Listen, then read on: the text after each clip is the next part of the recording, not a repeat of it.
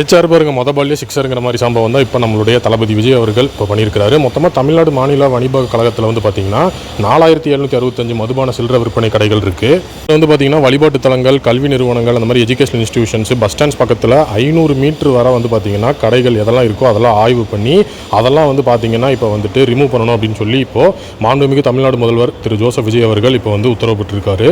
So மேற்படி வந்து பார்த்தீங்கன்னா அந்த 4765 கடைகளில் வந்து 717 மதுபான கடைகள் வந்து பார்த்தீங்க அப்படின்னா அவர் சொன்ன மாதிரி அந்த வந்து கோயில் எஜுகேஷனல் சைட் பக்கத்தில் வந்து செயல்பட்டு இருக்கு.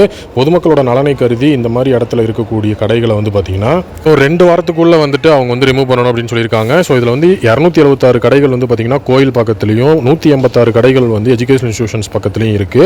அதே மாதிரி 255 கடை வந்து பார்த்தீங்கன்னா பஸ் ஸ்டாண்ட் பக்கத்தில் இருக்கு. மொத்தமாக 717 கடைகளை 2 வாரத்துக்குள்ள அகற்றணும்னு சொல்லியிருக்காங்க. இந்த அவரோட இந்த ஒரு இன்ஸ்ட்ரக்ஷன் வந்து பார்த்தீங்கன்னா இப்போ செய்தி வெளியிட வெளியும் வந்துருச்சு. இன்னும் 2 வாரத்தில் வந்து பார்த்தீங்கன்னா மாற்றம் வரும்னு நம்ம எதிர்பார்க்கலாம். இதை பற்றி உங்களுடைய ஒப்பீனியன் என்னன்னு கமெண்ட்ல சொல்லுங்க.